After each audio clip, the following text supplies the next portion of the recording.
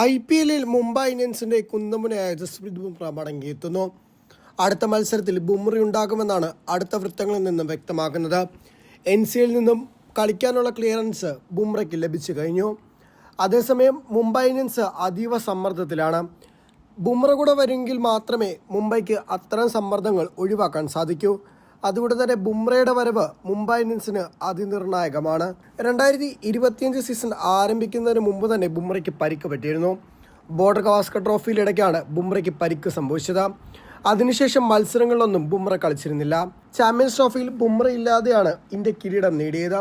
അത്തരം കാര്യങ്ങളൊക്കെ പറഞ്ഞിരുന്നാലും ബുംറ ലോകത്തിലെ തന്നെ ഏറ്റവും മികച്ച പേസറാണ്. അതുകൊണ്ട് ബുംറയെ ചുറ്റിപ്പറ്റി തന്നെയാണ് മുംബൈ ഇന്ത്യൻസ് ടീം പ്ലാൻ ചെയ്തിരിക്കുന്നത്.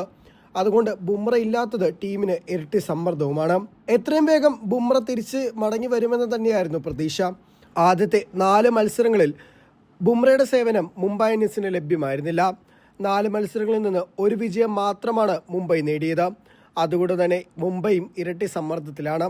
പോയിന്റ് പട്ടികയിലെ 8ാം സ്ഥാനത്തുള്ള മുംബൈ ഇന്ത്യൻസിന് തുടർന്നുള്ള വിജയങ്ങളെല്ലാം അനിവാര്യമാണ്. ഹോം മത്സരങ്ങൾ അധികം കളിച്ചിട്ടില്ല എന്നുള്ളതും മുംബൈക്ക് അഡ്വാൻറ്റേജ് ആണെങ്കിൽ കൂടി ബുംറയുടെ മടങ്ങിവരവ് തന്നെയായിരിക്കും ഏറ്റവും പ്രധാനപ്പെട്ടത്.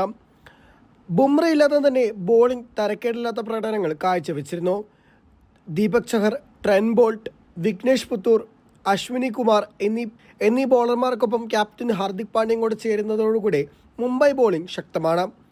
എന്നാൽ മുംബൈയുടെ ഇതുവരെ ശോഭിക്കാത്തത് ബാറ്റിംഗ് ലൈനപ്പാണ്. Rohit Sharma, Will Jacks, Ryan Rickelton എന്നിവരെല്ലാം പരാജയപ്പെടുകയാണ്. മാത്രമല്ല മത്സരം ഫിനിഷ് ചെയ്യാൻ ഹാർദിക്കിന് ഒറ്റയ്ക്ക് സാധിക്കാത്തതും വലിയ രീതിയിൽ വിമർശനങ്ങൾക്ക് വഴിയുണ്ടാക്കുന്നുണ്ട്. ലക്നൌവിലുള്ള മത്സരത്തിൽ ഹാർദിക് പാണ്ഡ്യയും തിലക് വർമ്മയുമെല്ലാം ഏറെ വിമർശനത്തിന് വിധേയമായിരുന്നു.